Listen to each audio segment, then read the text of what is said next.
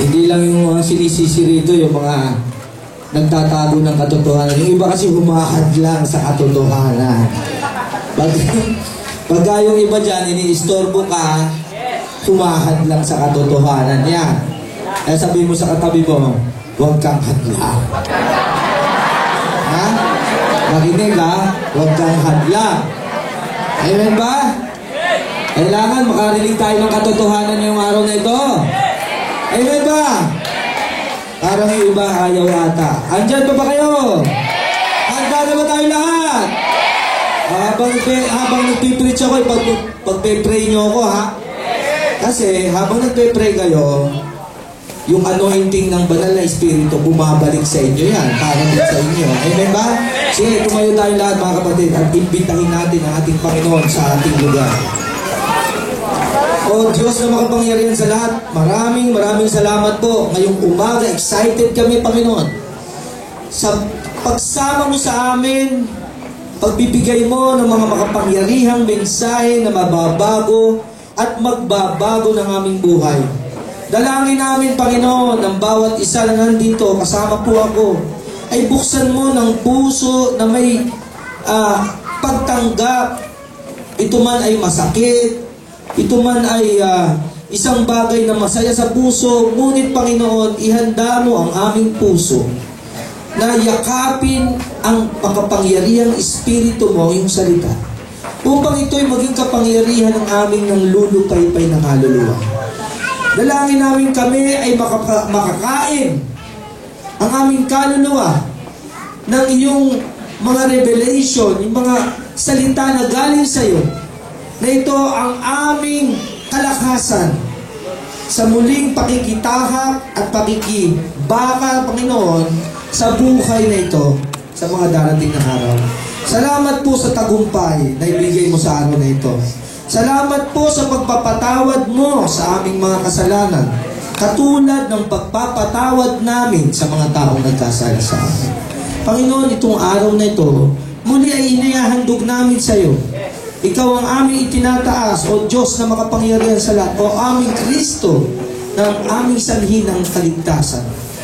Sa iyo namin ito inihahandog, pinupuri ka namin, at inilululhati sa lugar na ito. Ang lahat ng aming pagsamba ay para sa iyo. Tubo lamang ang aming samo at dalangin sa pangalan ng Panginoong Jesus. Amen. Ngayon nakakaupo na po tayo sa presensya ng ating Panginoon. Welcome po sa Churches of the Most High God. Yung mga first timer na nakarating dito, kayo po ay welcome. Sana maramdaman nyo na bahay nyo rin to. At ipararamdam sa inyo ng mga katabi nyo dyan na matagal nang nandito, na kayo ay welcome. Amen? You are welcome. Palakpakan natin ang Panginoon.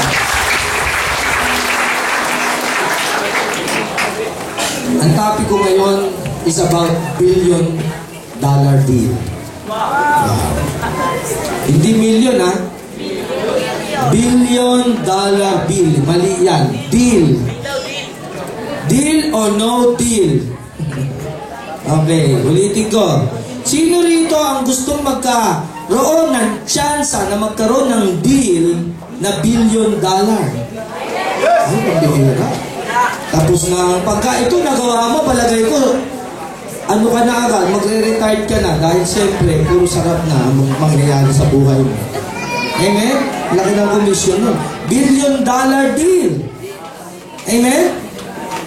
Laki ng komisyon, billion-dollar. Ang pinag-uusapan, billion eh. Andiyan ba kayo? Sino gusto magkaroon ng ganyan? Amen. Sa tingin ko, magiging maligaya ang bawat isa kung magkakaroon ka ng tsansa na magkaroon at ma-involve ka sa isang bentahan o isang deal worth billion-dollar. Ang bihira, mukhang yung iba rito, hindi kayang bilangin sa isip pa. Hindi maunawaan. Naunawaan niya ba kung ilan ang 1 billion? Hello, nakakaunawa ba tayo na ito ay 1,000 million worth 1 billion. Eh, hindi pa tapos doon. Times 45 pa. Kasi dollar eh. Andiyan ba kayo? Nakakalula ba? Amen? Nakakalula. Alam nyo kami mga buy and sell, isang bagay na buy and sell ako ng mga kotse, bahay, minsan nga pati, minsan nagkaroon ako ng may nagbenta sa akin ng relos, binili ko din eh. Tapos binenta ko. Kasi, ang isang nakita kong talent sa akin, talent ko, yung nakikita ko yung isang bagay na tinitingnan ng ibang tao, walang value. Pero pag ako nakita ko, nakikwenta ko sa isip ko, pag ito inayos ko, yung tunay na value niya, lalabas. Meron akong isang kotse na nabili, worth 15,000. Naka-junk na, nasa loob ng junk, parang garahe nila, pero junk na, bagsak na yung gulong, nakabagsak na yung, sira yung mga pintuan. Pero itong coaching to, sa mga car enthusiasts, magandang kotse. Kaya lang, sa mata ng tao na nagbebenta, pangit na, wala ng value. So, ang ginawa ko, binili ko. So, doon, siyempre, tinawal-tawaran ko pa. Natural. Total naman, sabi naman ng may-ari, bulok na naman yan eh. Basura na lang sa bahay. Kuhanin mo na. Kinuha ko. Eh, alam niyo naman si Pastor Doy, negosyante. At meron akong tao na nagpipintura, meron akong tao na gumagawa ng makina, meron akong mga tao na gumagawa ng interior, at yun ang negosyo ko, magpaganda ng loob ng sasakyan. So, all in all, siyempre, naisip ko na kung magkano magiging puhunan ko. Sa madaling salata, ako'y kumita ng maraming pera. Andiyan ba kayo? Yes! Pati detailing, meron ako. Nasa mga taga-otis. Saan mga taga-otis dyan? Ayan, ayun. Ayaw, pambira naman, dilim na nga dyan, nahihiya pa kayo. Andyan yung mga taga-detail ko eh. Yung mga pangit na at maduming mga makina, loob, abay, nililinis din nila. Ibig sabihin, yung potential ng kotse lumalabas dahil hinahawakan namin. Pero doon sa mga tao, the untrained eyes, ibig sabihin, yung mga tao na hindi negosyante at hindi nila alam ang tunay na value, na ibebenta nila yung kanila na nang walang value. So, ibig sabihin, napaka-importante na marunong ka magkwenta sa isip mo. Andiyan pa ba kayo? At dahil doon, yumayaman ako. Kung ba lang pa naman tayo mabira, sino ba gusto yumaman dito? Ano yung sinasabi siya yung mga sikreto ng buhay? Kailangan, walang i-istorbo sa'yo. Bakit? Ito ang sikreto eh. Andito yung mga sikreto ng mga mayayaman. Yung mga sikreto nga, hindi sinasabi. Ang Jollibee, para lang ibigay sa iyo ang sikreto, magbabayad ka ng 25 million para sa franchise nila. Para sabihin sa iyo kung ano yung sikreto nila. Andiyan ba kayo? Mga kapatid, yun ang sikreto. Kailangan marunong kang tumingin ng value, ng valuable. Amen? Kasi kung hindi ka marunong tumingin, hindi mo papansinin eh. Meron minsan nakahigop yung aming vacuum cleaner ng isang sing-sing, kulay silver, tapos may isang bato. So, isang araw, yung isang tawang ko, naglapas, Kuya Doy pa ako nun, nakakita ng sing-sing dun sa vacuum natin. O sige, sabi ko, saan nyo ba na vacuum yan? Sabi ko, hindi namin alam. Kasi matagal nang hindi nililinis yung vacuum, hindi ngayon alam kung sino may-ari. Nakalagay lang. O sige, lagay mo dyan sa cup ng alam niyo yung Pilox, yung parang baygon yun, parang pintura. Lagay mo dyan, kasi babalikan ng may-ari yan. Alam niyo, after 6 months, 7 months, andun lang yung sing-sing sa gitna ng maraming tao na palakad-lakad doon, kasi opisina namin maraming tao lagi. Andun lang, walang pumapansin. Hanggang sa magkaroon kami ng isang alaherong tao. Napagkatuan namin, ipa-appraise yung sing-sing. Sabi niya, nung tinignan niyang ganon, kinuha yung antiparang ganyan. Bambis. Sabi siya, this is white gold. Lumaki yung mata namin bigla. White gold na pinag-uusapan eh. Ang bira. Yung bato, yung bato. 1 carat diamond. Magkano yan? 170,000 pesos. Yan. Bigla ako binungsa. Pambira. Bakit? Bakit wala pumapansin sa tingin nyo? Hindi alam eh. Nandun sa cup. Nandun sa cup ng ang daming alam mo kung cellphone yun? Kahit 3210 yun, mawawala yun dun eh. Kasi nahihilihan maraming tao, di ba? Pero dahil ito ay bato, at kailangan mo mag-aral, maintindihan kung ano yung value, saka mo lang ma-appreciate. Ibig sabihin, meron pa rin tayong matalisod. Meron tayong pwedeng makaharap. Andyan na yung chance na ikaw ay maging billion-dollar deal. O kaya, meron kang chance na umangat ang buhay mo. Meron kang chance na magkaroon ng panibagong buhay sa kabila ng paghihirap mo na dinala sa buhay mo. Minsan, nandyan sa harapan mo. Binigyan ka ng chance, ang problema, hindi mo alam. Napakapangit mo. Naniniwala ba kayo? Merong mga tao na namatay at nabuhay sa mundong ito. Yung chance ang yun, hindi niya naranasan. It doesn't work. Sabi niya, ang sinasabi niya sa sarili niya, bina unfair ang Panginoon. Merong mga tao na binigyan ng chance na maayos na agad. Gumaan ng buhay sa ako, hirap na hirap. Amen? At siya ba kayo? Isa ba nakakaramdam kayo ng ganyan? Minsan may bagong tayo ng fountain dun sa eskwelahan namin eh. Yung cool fountain, na pagka lumapit kang ganyan, iinom ka, inuwan na ba yung tubig? Di ba sa eskwelahan, ganyan nilalagay yan eh. Eskwelahan namin, naku, uhaw na uhaw kami. Mga klase ko, umiinom na gano'n, wow, sarap na sarap, ang lamig. Sabi yan, lamig, ang sarap. Sabi ko, pila-pila kami. Ang lamig, ang sarap. Pagdating ko sa akin, gumagalan ako, ba't ayaw lumabas ng tubig? Ano ba tubig? Magic ba to? Ano ako eh, parang grade 5 yata ako, grade 4. Uy, bilisan mo naman! Gumagalan ako. Ba't mo na lumalabas? Yung pala, meron pala inaapakan sa ilalim. Parang kaya ka. Kasi hindi ka nag-o-observe, hindi natingnan mo lang, gumagalan lang eh. Amen ba? Sino dito yung parang gusto magpainit ng kamay, yan naghugas ka ng kamay? Naghugas ka ng kamay, tapos meron sa high-tech ng mga high-tech ng mga CR. Naghahanap ka ng pintutan na...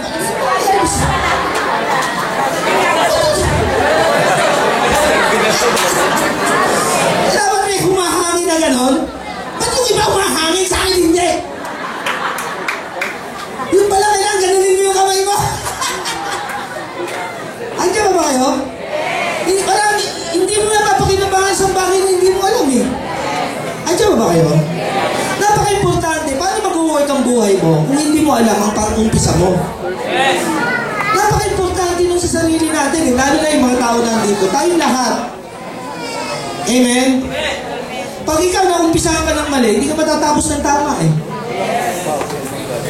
Matatapos ka, mali ka pa rin. Minsan, ang Diyos ang nasisisi lagi. Pag tinanong mo ang tao, laging sasabihin, wala akong panahon dyan, busy ako eh. Busy. Pag sinabi mo maglingkod ka sa Panginoon, walang taong gusto maglingkod. Ang gusto lang, ay, hayaan mo na kay pastor yan. Hayaan mo na sa mga leader. Walang gusto maglingkod sa Panginoon ko, konti. Amen? Hindi niya alam, nawawalan siya ng billion-dollar deal. Minsan tinanong ko si Ricky, sabi ko, si Henry C., kilala natin lahat, may-ari ng SM Shumart. Dahil wala siyang panahon sa Panginoon, maaari lang, hindi ko naman sinasabi, kasi hindi naman ako judge. Maaari lang, baka mapunta siya ng impyerno dahil wala siyang relasyon sa Panginoon. Kasi pati pang-ihi niya, bayad eh. Milyon-milyon ang kinikita no eh. Sa tingin ko, nasa panahon sa Panginoon. Amen? Andiyan ba kayo? At wala siyang panahon sa Panginoon, eh kung napunta ng impyerno ang buhay niya, at si Ricky rito, sumasakit ng mga tao, sa tingin ko, hindi, sigurado ako, punta ng langit itong taong to. Amen? Si Ricky, hindi lang mayaman yan. Pero sino rito ang nagpapa-scholar ng tao kasi nakita niya may potential yung bata? Lahat ba tayo gumagawa ng ganyan? Pero niwala ko, meron siya nakita dun sa tao na hindi natin nakikita. meron siyang naiisip, there is a $1 billion deal. At si Henry C., sabi ko, ang net worth niya is around $14.7 billion. Pag inassess yung asset niya, siya ang pinakamayaman sa buong Pilipinas. Talo niya si Ayala, si Gokong Wei. Talo niya yung mga yan. Ayaw na si Manny Villar. Marami siyang tinalong tao. Siya ang pinakamayaman sa buong Pilipinas. At kung siya ay mapupunta ng impyerno at wala naman taong gusto pumunta doon, at sinusunog ang kaluluwa niya maghapon at magdamag, oras-oras. Ang sabi ng Bible, ang sabi ng libro na Hell is Real, ang impyerno daw ay isang lugar na punong-puno ng usok, ng maaamoy mo sunog na laman at mga sunog na buto. At kung si Henry C. ay nandun at makita niya si Ricky, yung kaluluwa mo na papuntang langit, aaliwin ng maraming anghel at kasama mo ang Panginoon doon sa bahay mo at andon ang mansyon na ginawa para sa'yo. Bibilhin ko ngayon ng $2 billion. Tinanong ko si Ricky kung papayag siya. Payag ka, Ricky? Hindi. Hindi siya papayag. Sino papayag? Wala. Ibig sabihin, yung katabi mo pala, ang worth niyan is more than $2 billion. More. Hindi kasi si Ricky ayaw ibenta eh. Andiyan pa ba kayo? Si Ricky ayaw na ibenta yung kaluluwa niya sa $2 billion. Ibig sabihin, naniniwala siya na mas mahigit doon ang value ng buhay niya. Amen ba?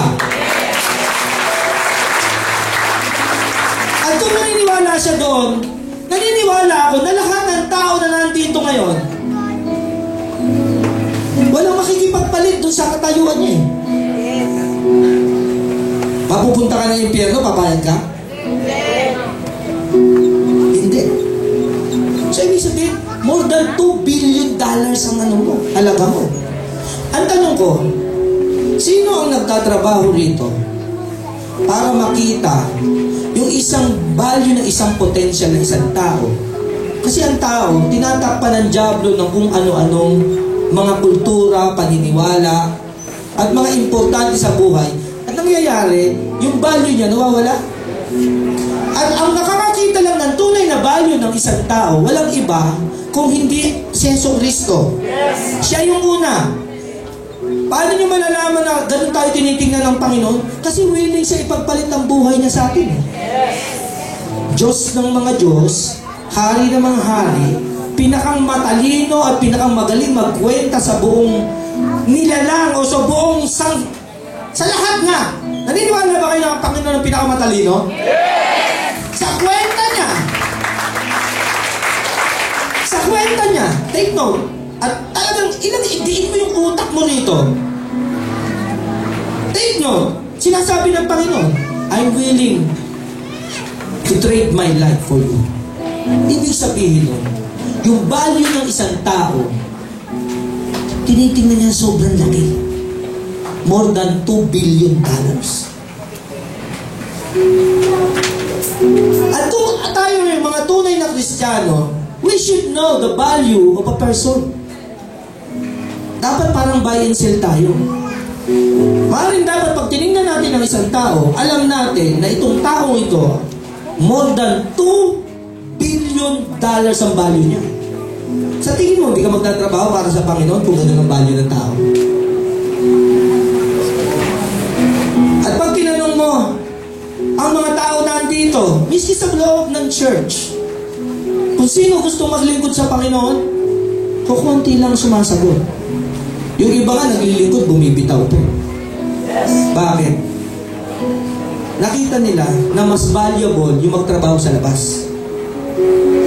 It's not worth their time. Andiyan ba kayo? Minsan nga, pagka Sunday, nagmamadali pang umuwi. Tagal naman mag-preach si pastor. Makakatatlong oras na tayo rito. Amen ba? sarili niya, nung ano niya, anong oras niya, mas binavalue niya. Nasabi niya, dapat nagtatrabaho na ako ngayon. Dapat kumikita na ako ng pera ngayon. Kumita na lang sana ako 1,000 ngayong araw na to. Hindi niya alam, yung nawawala sa kanya, worth more than $2 billion. Amen ba? Ano ba kayo? Yan katabi mo, nakipagpalit ang buhay ng Panginoon dyan. Tingnan mo yung katabi mo. Parang walang value, di ba? Kasi hindi ka marunong tumingin. Parang wala lang value, no? May amoy pa. Wala nang value, may amoy pa. Andiyan ba kaya sino naligo kanina?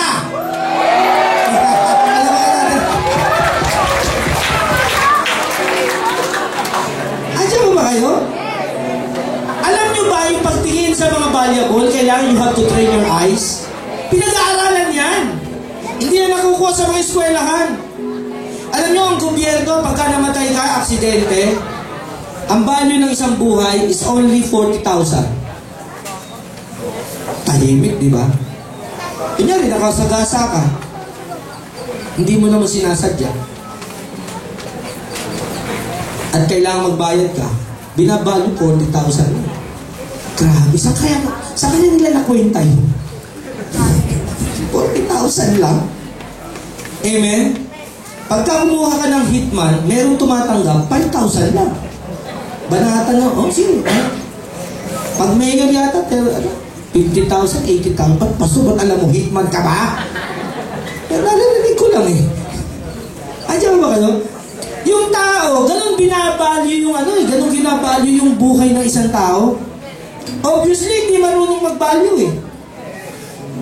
Sa tingin mo, mas tatalino pa sa Diyos? Ang Diyos ang talino, sobrang galing eh. Amen ba? Pero ang binalo niya sa tao, parang itinitingin niya kasing halaga ng buhay niya eh. Andiyan ba kayo? Yes! Sino mga anak ng Diyos dito? Yes! Andito ba yung mga anak ng Diyos?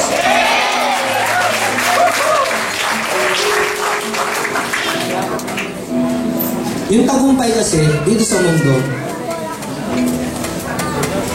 tinitingnan ng tao doon sa mga makukuha niya. Doon sa mga tao na mga taong pagsisilbihan siya. The more you get, sa mata ng tao, ang turong ng mundo, the more you get, the more valuable you are. Parang gano'n eh. But in the end of the day, pag mamamatay ka na, hindi naman mo tatanong kailan yung kotse na bili mo. Wala akong nakitang tao na mamamatay na pinahanap niya, andyan ba yung mga kotse ko? Mga susi ko. Huwag yung gagamitin yung kotse ko, mapapatayin ko kayo. Mamamatay na yun ah. Pero kayo narinig na gano'n? Mamamatay na ako. Ipakita mo lahat sa akin ang titulo ng bahay at mga picture. Tingnan ko isa-isa, pati mga kwarto natin. Akin na kayo ng gano'n? O lahat ng mamamatay na, lagi pinapatawa yung mga anak niya. Yung mga nakaaway niya na pwedeng humingi siya ng tawad. Pwede ba sabihin mo sa kanya, patawarin niya na ako. Ganun yung mga mamamatay. Kasi nakita nila, in the end of the day, nung inumpisahan nila ang buhay na ang mahalaga, yung mga bagay na yun, sa katapusan pala ng buhay mo, wala palang halaga yun. Andiyan ba kayo? Yes! Minsan kasi kailangan ilagay natin yung sarili natin doon sa dulo eh, para ma-appreciate natin kung paano tayo mag-umpisa. Amen? Ang sabi ng Bible sa Psalms chapter 139, sabi ng Bible, awit. Andiyan na ba? 139. Ang Panginoon daw, binalang kasambuhay natin. Yung plano niya, nandun na eh. Nandun pa lang tayo sa sinapupunan ng ating mga magulang. May plano na sa atin ng Panginoon. Amen? At alam niyo ba, habang hindi nakikialam ang tao sa plano ng Diyos, nakukumpleto yung pagkakataon ng nanay mo, lumalabas yung ilong. Kailangan natin? Yung tenga, kailangan natin? Yes! Lumalabas unti-unti yung tenga. Yung puso, kailangan natin? Yes! Yung puso, nadidevelop yung puso. Yung bituka, yung kidney, yung paa, unti-unti lumalabas, yung kamay, gumaganyan. Meron bang ginawa ang tao para lumabas yung mga yon? Wala. Kasi maghawak ka ng Panginoon, yung kulang mo, kukumpletuhin ka eh. Yes! Ano ba kayo? Pero ang problema sa tao, pag lumabas na ang tao dito sa sinapupunan ng kanyang magulang at nagkaroon ng isip, lagi sinasabi ng tao, it's my time. Huwag mo na akong pakialaman. Let my will be done. Andiyan ba kayo? Yun na. Doon na nagkakagulo yung tao. Kasi hindi na makapakailaman ng Panginoon eh. Pag sinabi mo huwag kang pakailaman ng Panginoon, hindi ka mapakailaman ng Diyos. Pero alam mo ba na pag hindi mo pinakailaman ng sarili mo at ang Diyos ang makailam sa'yo, makukumpleto ka? Anong yung 9 months na nandito, nakumpleto yung tao. Ano ba yung 90 years? 10 years up to 90 years, kukumpletohin ka ng Panginoon. Hindi ka pagkukulangin ng Diyos. Basta, hayaan mo ang Panginoon, hawakan ka.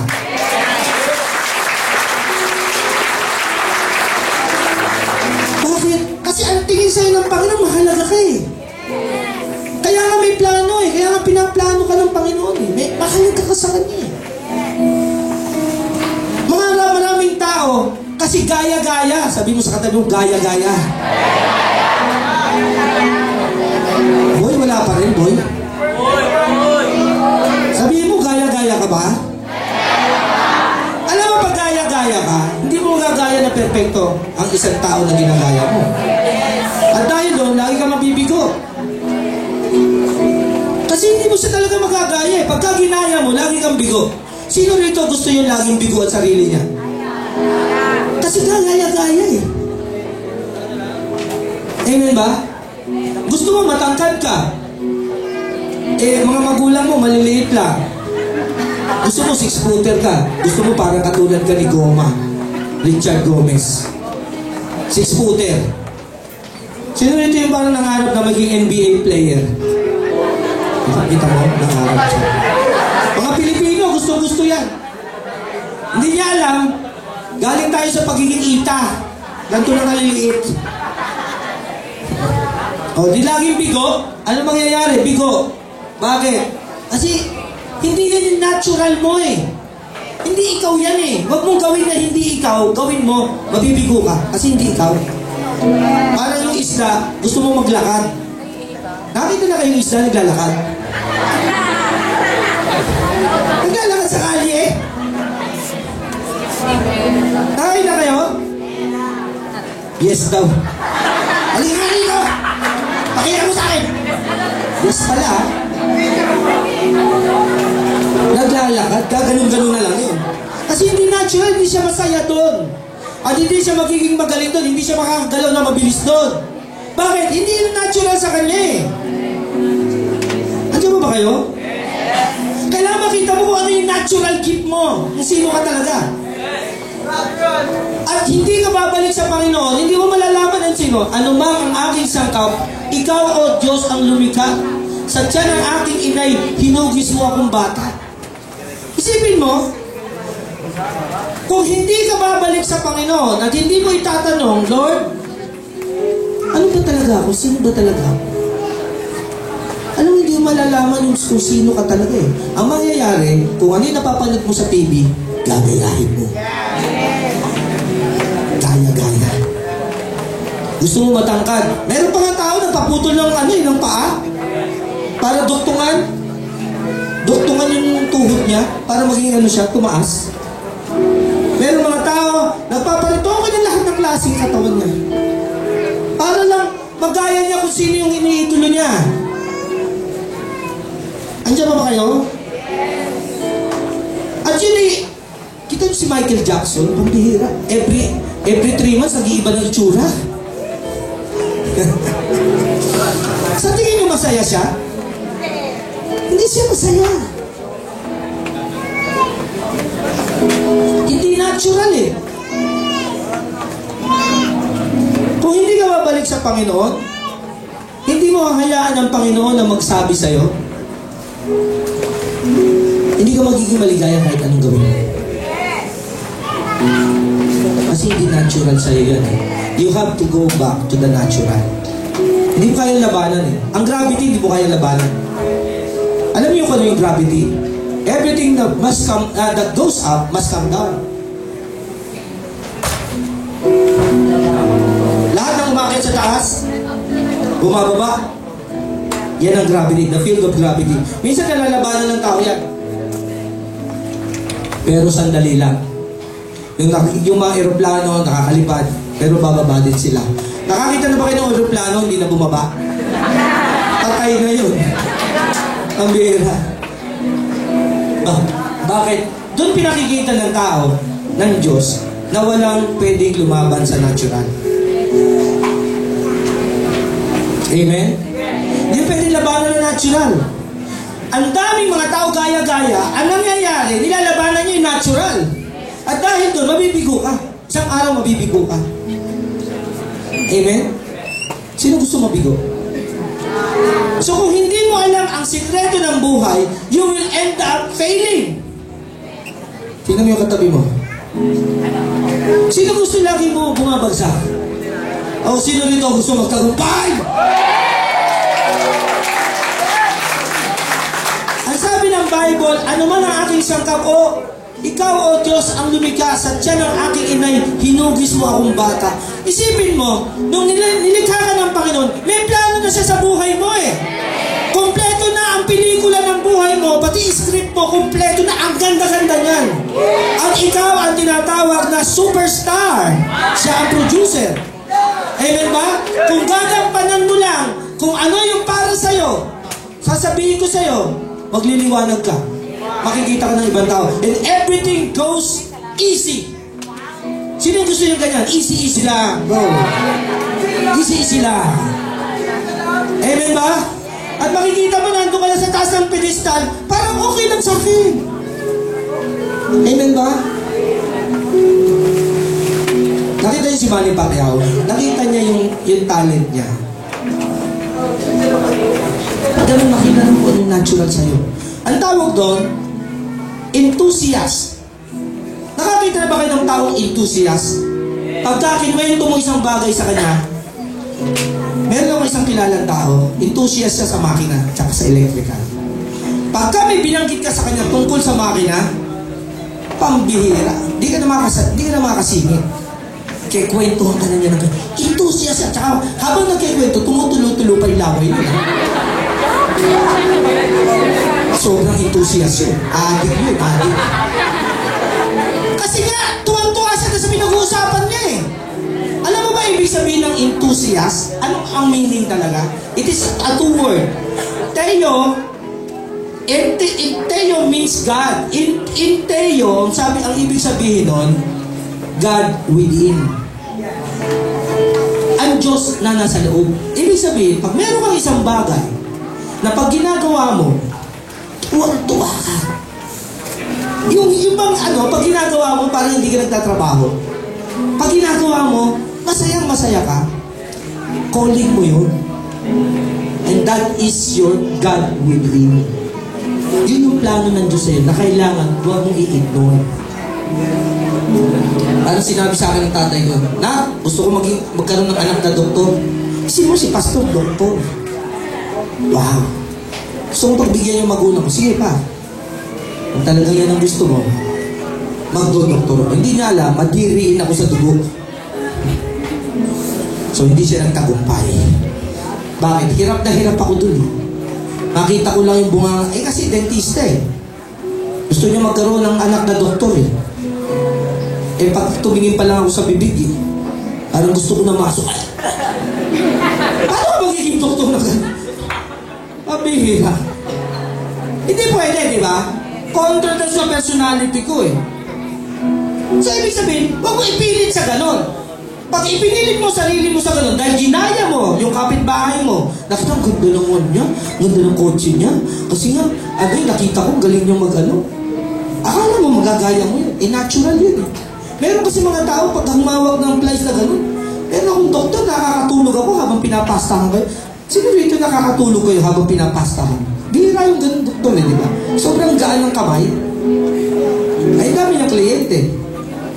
Yung iba naman, pambihira, nakahawak na sa ano, hindi ka pa mabunutan. Gumaya lang yun. Gaya-gaya lang yun. Pambihira, pagtingin mo sa mga ano, may mga ipis-ipis pa yung mga instrumento, lalagay sa bunganga mo. Ayun, hindi asenso yun. Kaya kailangan bumalik eh. Ang problema, ang tao, hindi marunong tumingin sa Panginoon. Walang gustong maglingkod sa Diyos eh. Kaya walang taong enthusiast. God within. Dapat ang Kristiyano, lahat ng Kristiyano, enthusiast. Andiyan ba kayo? Kaso marami na tayo nagagawa yung mga ginagaya natin. Mas marami tayong oras sa TV.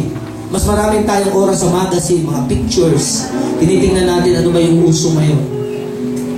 Tawa ako sa mga babalihan dati. Pagka uso yung low waist, parang uso naman yung high ano ba to? High waist. High waist naman. Oh no. Kala mo yung mga... Huwag na lang, baka maraming bumato sa akin din. Gaya-gaya eh. Bakit? Hindi mo tingnan yung sarili mo na parang, Lord, ito bagay sa akin eh. Hindi kasi lahat ng damit, pwede mong bagayan eh. Andiyan mo ba kayo? Pag ikaw, maliit na tao ka, tapos nag-bell bottom ka, parang ang siraulo nun. Di ba nauso yung bell bottom nung araw? Pambira, parang may pangwalis doon sa ano. Isipin mo, ang iksi ng paa mo, tapos naka-bell bottom ka, parang... Bagay lang yun, kung yung matangkad ka, tapos manipis yung ano mo, legs mo. Yan, bell bottom. Parang bagay. Andiyan ba kayo? Kasi gaya-gaya eh, di ba? Kaya nga kumikita yung maraming advertisement. Kasi gaya-gaya, gagayahin mo kung ano yung nakita mo. Maraming mga Pilipino gustong pumuti. Andiyan ba kayo? Mga pinalagan, gagastos ng limpak-limpak na salapi, iinom na kung ano-ano. Kahit na nga tamaan yung mga kidney nila, iinom ng glutathione ba yun? Glutathione! Ang mahal, yung iba nagpapa-injection pa, oh. Meron akong isang kakilala eh, talagang maitim siya. Padang injection ng glutathione, sabi ko pumuti ka ngayon ah. Eh mabila, may-maintain pala. Eh nung hindi nagpag-injection, ando na naman yung kulay. Negro ulit. Ang pangit. Andiyan ba kayo? Kailangan mo makita yung natural within. Ano yung gift sa'yo ng Panginoon? Ano yung nilikhakan ng Panginoon? Nung bata ka pa, nandun na yun. At kailangan makita mo yun para ma-appreciate mo yung sarili mo. You are worth $1 billion deal. Kailangan makita ng mga Kristiyano. Alam mo, pag yan ang nakita mo, maglilingkod ka sa Panginoon. Kunyari, nakita mo yung katabi mo. Ang sama talaga ng ugali. Amen? Hindi nagbabayad ng utang. Oh, yung iba lalayuan na, di ba? Andiyan ba kayo? Lalayuan mo na agad. Bakit? Kasi hindi na nagbabayad ng utang eh. Sama ng ugali mo eh. Eh pero kung ang worth niya $1 billion, sa tingin ko, hindi ka lalayo dyan. Nakakita namin, minsan naglalakad lang kayo sa SM. Tapos, sir, biglang, ha? Sir. Gumagano, sir. Talaga ang kulit, di ba? Bakit? Kasi tingin sa'yo pera eh. Pag ito, nayari ko to, pera to. Andiyan ba kayo? Nakita niya eh. Meron pa, yung mga... Marami yan yung pinipilit eh, na mga produkto sa'yo. Kasi alam niya, pag nabentahan ka, nakikita siya. Amen ba? Ganyan yung mga hente. Bakit? Kasi nakakita niya yung value pagkatapos ng deal na yun. Isipin mo, kung yung tao worth $1 billion, sa tingin mo, ang Diyos, hindi ka mabayaran. Andiyan ba kayo? Sa tingin mo, maliit ang ibabayad sa'yo kung alam ng Panginoon, $1 billion yung tinatrabaho mo. Worth $1 billion. Tingnan natin kung ano ginawa niya kay Solomon. Kinagabihan, nagpakita ang Diyos kay Solomon at sinabi sa kanya, sabihin mo kung ano ang ibig mo at ibibigay ko sa iyo. Wow! Kaya alam ba kayo? Ano yung tinayo ni Solomon? Ang tinayo ni Solomon, templo. Para ang tao makakilala sa Panginoon at makita niya yung value niya. Ma-educate ang tao tungkol sa Diyos at mapalapit at magmahal ang tao sa Diyos. Tinayo niya templo. At sabi sa kanya ng Panginoon, anong gusto mong gawin ko para sa iyo? Sky's the limit ako. Alam mo ba sky's the limit ng Panginoon pag naglingkod ka sa kanya? Yes. Hello? Sky's the limit siya. Bakit? Kasi yung deal mo more than $1 billion eh. Minsan konting ganyan lang, nagtampo lang sa ganito, ayaw na agad. Bakit? Kasi nga, binabalyo yung tao, konti lang eh. Hindi niya alam, nalulus yung para sa kanya. Yung potential niya. Hindi niya alam. Hindi ako, pag ako tumingin ng kotse, alam ko magkano kikitain ko dyan. Kaya tatrabahuin ko yan. Amen ba? Susunugin ko yung kailangan tanggalin na dumi, aayusin ko, pipinturahan ko, i-scraping ko, hindi kailangan. Alam mo, kailangan ganun tayong mga anak ng Diyos. Na alam mo, bawat isang tao is templo ng banal na espiritu. Kaya lang siya, natatakpan siya ng maraming kasalanan. Hindi niya alam ang tunay na value niya. Pero ikaw, dapat alam mo. Bakit? Anak ka ng Diyos eh. Alam mo yung value ng Panginoon eh. Alam mo kung ano yung binigay ng Diyos para niya sa tao na yan eh. Alam mo kung magkano ang ibabayad sa'yo pag naayos mo yung tao na yan. Si Solomon, yun ang naisip niya. Yun ang nakita niya. Repair shop yung tinayo niya eh. Simbahan eh. Templo. Doon mabubuo ang mga tao. Doon kukumplitohin ang mga tao. Yung mga kulang sa tao kukumplitohin doon. Aayusin yung mga walang pag-asa. Bibigyan ng pag-asa ng mga walang pag-asa. Alam mo si Jesucristo nung pumunta rito? He is the perfect will of God. Si Jesucristo ang perfectong kalooban ng Diyos. At lahat ng sirang tao, inaayos niya. O, bulag. Ayos ka na. Pilay. Ayos na. Inaalihan ng demonyo. Halika rito. Tatanggalin natin demonyo sa'yo. May tinanggihan ba, Panginoon? Kahit libo-libo mga tao lumapit sa kanya, inayos niya, nirepair niya lahat. Kasama nga tayo nun eh. Di ba nirepair din tayo ng Panginoon? Si Ricky, nirepair lang din to eh. Bagong repair, kinis oh. Andiyan ba ba? Bagong repair yan. Pero dati wasak-wasak din niya. Hindi niya alam kung sino siya. Kaya nga sinisira niya yung buhay niya. Ilang tao yung ganyan dito? Na dating wasak-wasak pero nirepair ng Panginoon. Andiyan ba kayo? Dami. Di ba itong church is a place para talya? Dito nire-repair ang mga tao. Andiyan ba kayo? At tayo ginagamit ng Panginoon. It's like Solomon, no? Bakit? Kasi sa mata ng Diyos, ang tao, there is no amount of words. There is no amount that you can value na pwede mong ipantay sa tao. Kasi we are made in the image and the likeness of God.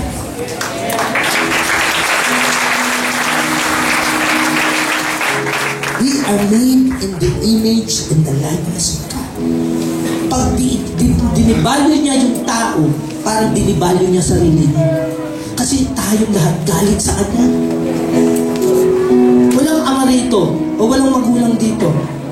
Nasisiraan niya sarili niyang anak. Ang laging gagawin natin, i-raise up ang anak natin. Yung mga hindi kaya, yung mga walang kukulangan ng abilidad, lalagyan natin sila. Susuportahan natin sila. Ganyan ang mga magulang, kahit hindi mo nasabihin sa mga magulang, 100% yun ang gagawin niya. Amen ba? Kasi, pag nadinivalue yung anak niya, kasama siyang nadinivalue doon. Amen ba? There is no success that can compensate failure in the family. Walang success na pwede mong i-compensate o pwede mong ipantakip sa kabiguan sa pamilya.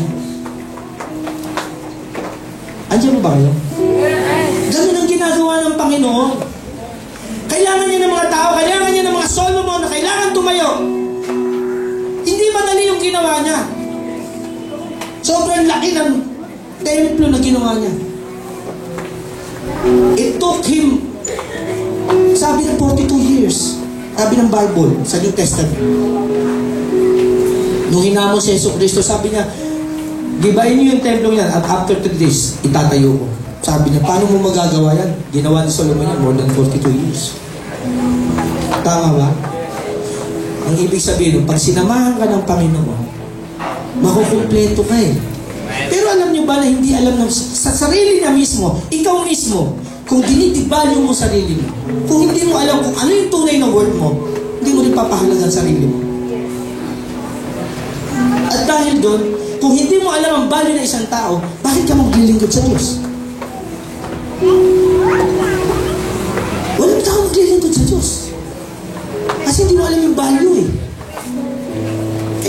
Si Enrique, buti alam niya, he is worth more than $2 billion. More. Alam niyo ba na kahit sabi ng Bible, nakalimutan ko mo sabihin, pero kasama dun sa support dito sa mensahe na to.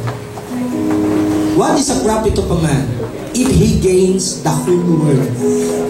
The whole world. Yung buong mundo. Sabi niya, yung buong mundo, yan ang ibigay na sa'yo. But lose his only soul.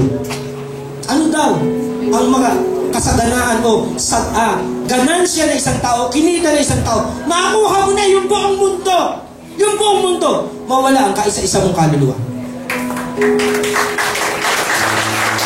Ibig sabihin, sinasabi ng Bible na you are worth more than one planet Earth. At isang buong mundo, makuha mo na nga eh. Mas mahalaga ka pa rin. Not less than the God Himself ang bumaba sa langit para ipakita sa atin na mas mahalaga ka sa atin. Andiyan ba ba? Ba't hindi? Ganun pa rin ang mga tao. We always strive, we always race. Ako pinakamagaling. Akin ang lahat. Miski, hindi na kanya, angkinin pa eh. Kukunin niya. Di ba kaya nakakulong mga senador natin? Pero ng taong bayan, kinukuha nila. Pero na dapat na ipinang-aayos ng mga project, kinukuha nila. E nakakulong sila. Di ba ganun ng tao ang pagwalang Diyos? Yung kultura nito, we got more. Hindi ako maglilingkod, ngunit ako ang paglilingkuran. Ganyan ang tao eh. Mas marami tagapaglingkod, mas okay, mas valuable sa mata. Contradiction sa Panginoon eh. Pag hindi natin ginawa yung contradiction na yun, hindi natin makukuha yung 2 Chronicles na to. Minsan gusto natin yung 2 Chronicles na to, na sinasabi ng Panginoon, anong gusto mong gawin ko para sa'yo? Pero hindi naman tayo nag-aayos ng templo. Hindi naman natin inaayos to, yung sarili natin. Wala tayong oras, konti lang oras mo sa Panginoon. Hindi mo binibigay yung buhay mo talaga sa Panginoon. Lagi nakapokus ang sarili mo sa mga bagay na makukuha mo. Dahil bagay na ma-achieve mo. Kasi na nilalagay ng tao. Pag mula ng bata pa tayo, tinuturuan na tayo na ang successful na tao, yung maraming bahay, maraming kotse, maraming ginto, maraming pila, maraming singsing, maraming damit. Yan ang ini-equate natin ang ating mga sarili doon sa mga bagay na yun. Kaya pagka wala ka nun, you are a failure. Pero totoo ba talaga yun? Kaya magiging contradiction niya kung maglilingkod ka sa Panginoon. Not knowing the value of one person. Amen? Andiyan ba kayo? After this service, I hope na makita natin sa sarili natin yung shifting ng ating isipan. Kaya maraming tao hindi maligaya, walang fulfillment sa buhay dahil mali ang pag-iisip. Andiyan ba kayo? Kung nag-umpisa ka ng mali, hindi ka matatapos ng tama. Kailangan baguhin mo yung isip mo. Si Jesucristo ang nagbigay ng example sa atin kung ano ang perpektong buhay ng isang Kristiyano. He is the perfect will of God. Ang sabi ng Panginoon, ang Diyos Ama sa Kanya, ito ang aking anak na lubos kong kinalulugdan, sundin niyo siya. Amen? At sasabihin ko sa inyo, nung si Solomon ay nagtalaga at nag-isip, nagdesisyon, nagkaroon ng kapayapaan sa isip niya, na ito na yung gagawin ko ang templo ni Yahweh. Ito yung kagagabihan sinabi sa kanya ng Diyos. Ano ang gusto mong gawin ko para sa'yo? Sige, baba mo, boy. Sumagot si Solomon, napakabuti ninyo sa aking amang si David. At ngayon ginawa ninyo akong haring kahalili niya. Natupad sa akin ang pangako ninyo sa kanya. Ginawa ninyo akong hari ng isang lahing singdami ng alabog sa lupa. Kaya ngayon ang hiling ko'y bigyan ninyo ako ng katalinuhan at kaalaman upang pamahalaan ko ng marapat ang bayang ito. Kung hindi ninyo ako bibigyan ng kakayanan, paano ko pamamahalaan ang malaking bayang ito? Sagot ng Diyos sa kanya, mabuti ang hiniling mo. Sagot ng Diyos kay Solomon, hindi ka naghangad ng kamatayan o karangalan, kakayamanan. Hindi ka naghangad ng kayamanan o karangalan. Hindi mo hiniling ang kamatayan ng iyong mga kaaway o pahabain ang iyong buhay. Sa halip, ang hiningi mo ay katalinuhan, kaalaman sa pamamalakad sa bayang ito na niloob kong pagharian mo. Ipinagkaloob ko sa iyo ang hinihiling mo. At hindi lamang yan, bibigyan pa kita ng kayamanan at karangalan na kailan may di kinamtan ng mga haring nauna sa iyo at di nakakamtan ng mga susunod pa. Pagkatapos ito'y bumalik si Solomon sa Jerusalem. Palakpakan natin ang Panginoon. Yung palang mga iniisip natin na dapat mapunta sa atin, yung pala, pagka ang hinangad mo, ang renovation nung katabi mo dyan, yung mga taong pinaglilingkuran mo, pagka yung pala ang intention mo at inuna mo ang kalooban ng Panginoon, alam ng Diyos na kailangan mo ng kayamanan. Alam ng Diyos na gusto natin ng karangalan. Sabi ng Panginoon, idadagdag ko pa sa iyo. Andiyan po. At doon makukumpleto ang isang tao. Ang problema kasi sa atin, ang lagi nating naiisip, tayo ang paglilingkuran, hindi tayo ang maglilingkod. Sabi ni Jesucristo sa Matthew chapter 20, verse 28, sabi niya, nagpunta ang anak ng tao dito. Tulad ng anak ng tao na parito, hindi upang paglingkuran, kundi upang maglingkod at ialay ang kanyang buhay upang matubos ang marami. Andiyan ba kayo? Maling-mali na naman ang kultura ng tao. Ang tao, nagtatrabaho, nakikipag-racing na sa pagtatagumpay, gagawin ang lahat para maraming tao maglingkod sa kanya. Pero sabi ng Panginoon, baliktad. Tayo daw ang dapat maglingkod para makita mo yung tinatawag na hinahanap mo, kakumpletuhan at kayamanan na hinahanap mo. Amen ba? Para makita mo yung katulad na kay Solomon na makuha mo. Gusto natin yun eh. Kailangan ikaw pala mag-umpisang maglingkod. Kasi kung hindi tinayo ni Solomon yun, hindi natin pag-uusapan sa Solomon yan dito. Kung hindi niya tinayo yung templo, kung wala siyang inayos na tao, hindi siya naging dahilan para ma-renovate ang mga walang pag-asa, mga sirang buhay, mga taong may sakit. Sa tingin ko, yung sinunod ng Panginoong kayamanan at karangalan, hindi niya rin makukuha yun. Bakit? Dapat pala ang tanong natin, paano kita mapaglilingkuran? Dapat pala, yung mga tao na nakakatabi natin, isa kasi ayaw natin mautusan eh. Amen ba? Ang gusto natin, tayo ang natuutos. Parang tayo yung Diyos. Eh, yun nga, kasalanan ni Adan at Eva eh. Noong una pa, sinabi na ng Panginoon sa kanila, ni Satanas, sabi sa kanila, pag ito ginawa mo, parang magiging Diyos ka. Pag kinain mo yan, parang magiging Diyos ka. Kasi ang tao gusto maging Diyos eh. Amen? Ayaw niya na may sinusunod siyang iba. Ang gusto niya, hindi siya ang inuutusan. Siya ang nag-uutos. Di parang Diyos? Nandiyan ba kayo? Yes! Sabi ng Panginoon, hindi mo makukuha yung ligayang hinahanap mo. Yes. Hindi mo makukuha yung kasiyahan na hinahanap mo. yung kapayapaan at tagumpay na talagang gusto mong mangyari. Kung yan ang hinahanap mo. Kasi, nag-example ang Panginoon. Sabi niya, hindi ako pumunta rito para paglingkuran, kundi para maglingkod.